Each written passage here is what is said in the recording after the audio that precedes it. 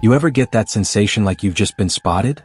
Not like someone's staring from across a room, but deeper, like something's been watching you for a long time and you just realized it. I'm Thomas Reed. I used to work nights doing facilities maintenance at St. Alden's Hospital. It's a large, government-funded building about 30 minutes outside of Toronto. Concrete, cold, and brutalist. The kind of hospital that never feels warm even in daylight. It had a reputation. Not for its staff or treatment or tech, but for the 5th floor. Officially, it was condemned, fire damage, asbestos, sealed off for renovation that never came. But everyone working there just knew, you don't talk about the 5th. You don't go up there. If your shift ends at 3 a.m. you don't linger. And you never take the elevator alone. One night I did. I was heading from the basement to the 3rd floor.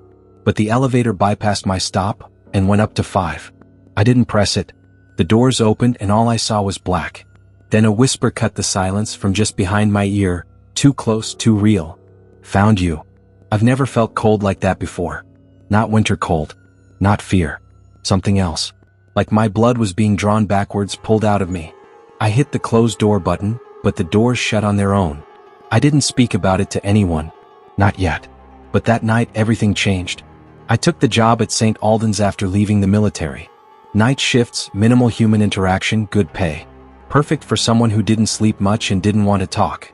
My duties were simple.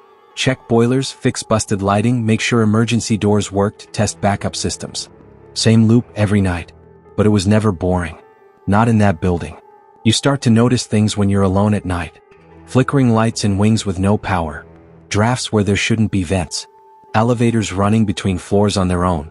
The 5th floor always had a presence. A pressure. Even walking past the button panel in the elevator, I'd feel a tug.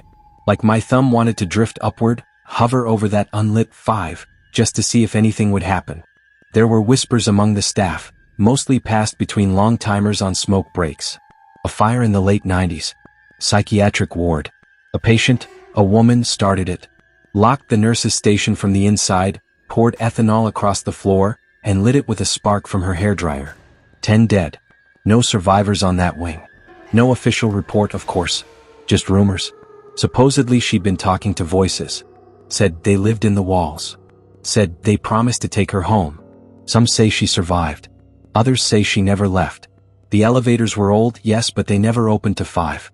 That's what kept eating at me after it happened. Why then? Why me? I started taking the stairs exclusively. Even with my bad knee. Even if I had to carry a heavy toolbox up 4 flights. But things didn't stop with the elevator. My tools would go missing mid-task. I'd lay a wrench down in the ICU, walk 20 feet to check a fuse box, and come back to find the wrench gone, only to show up in a wing I hadn't touched all night. My radio would fuzz up at exactly 3:13 a.m. every few nights. Sometimes it was static. Sometimes, if I pressed the earpiece against my head, I could make out the shape of words. Come up. Room 512. Don't make me look for you. There is no room 512. It's part of the sealed wing. I checked the building schematics in the maintenance office. 500 to 511, then it cuts off. There's a stairwell marked inaccessible. The hallway should be walled off. Buried. But that's the thing, I never found a wall. Only a locked door with no handle and no lock. Just cold metal and a tiny plaque. 5 East Wing. Friday, 2 weeks after the elevator incident, I was working solo in the sub-basement during a lightning storm. Around 2:45 a.m., the power surged. Emergency lighting flicked on. I checked the generator, it was stable. Then I noticed the elevator panel blinking. Someone had activated a manual override. That shouldn't have been possible. Not unless you were in the elevator itself or had admin access from the control room. I walked up to the lobby, and the moment I stepped off the last stair, I knew something was wrong. The lights above the elevators weren't blinking in sequence. One glowed red, a color I'd never seen before. And the door was already open. I took one cautious step forward. The panel inside didn't say 1, 2, 3, 4, 5. It just pulsed blank. No floor at all. Before I could react, the door shut. I didn't even step inside, but the doors slammed as if I had. The motor hummed. And the elevator went down. Past the basement. Past the sub-level. The digital readout just showed dashes. Then it stopped. Doors slid open. Nothing. Just darkness and the hum of industrial lights somewhere far away. I smelled burnt hair. Wet stone. The floor ahead was unfinished concrete, like an old construction site. Graffiti on the walls, No color, just scratches. Claw marks. Shapes that didn't make sense. And then I saw her. Standing there. Thin, hospital gown, skin gray with the faintest shimmer of moisture, like something left in a freezer too long. Her mouth was moving. But I couldn't hear it until I turned my head slightly. That whisper again. Found you. She moved forward. Her bare feet didn't touch the ground. They hovered, but I heard them drag. Scrape. I lunged for the control panel and slammed every button. Nothing. The doors closed when she was just a few feet away. My heart pounding so loud it muffled the world. When I returned to the ground floor, it was 3:36 a.m. My watch said 3:13. Frozen. My phone? Dead. Not out of battery, blank. I had been gone for over 20 minutes. Security footage showed me stepping into the elevator and disappearing. The next frame? Me stepping out completely alone. Except, my shoulders were wet. As if something had been standing behind me. After that, I started losing sleep. I'd wake up in the middle of the night, every night at 3:13 a.m. sharp.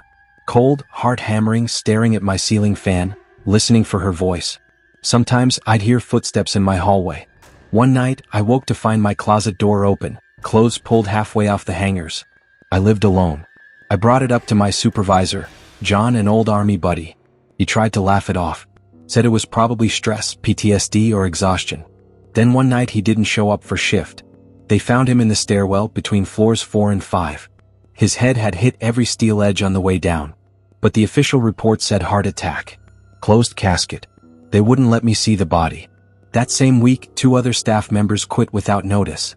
One nurse just walked off her shift. Left her keys, badge, shoes, even her bag. Gone. I found her ID later.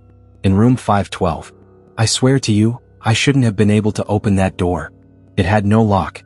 But that night it was slightly ajar. I pushed it open with my foot. Empty gurney. Peeling wallpaper. Smell of antiseptic and something rotting beneath it. And on the wall, her badge pinned with a scalpel. No blood. Just pressed there. Like someone wanted me to find it. And a message carved above it. He let her go. Will you? I ran. Ran all the way down the stairwell. But this time the 5th floor door wasn't closed. It was wide open. I never went back to work. I packed a bag, told the hospital I was done, and left the city within a day. Found work up north, cash jobs, no paperwork. But it didn't help. Because it followed me. Every night at 3:13 a.m. I wake up. I don't set an alarm. My body just knows. My clock ticks to that time and then stops. I've moved 3 times since then. Once I found dirt footprints in my hallway.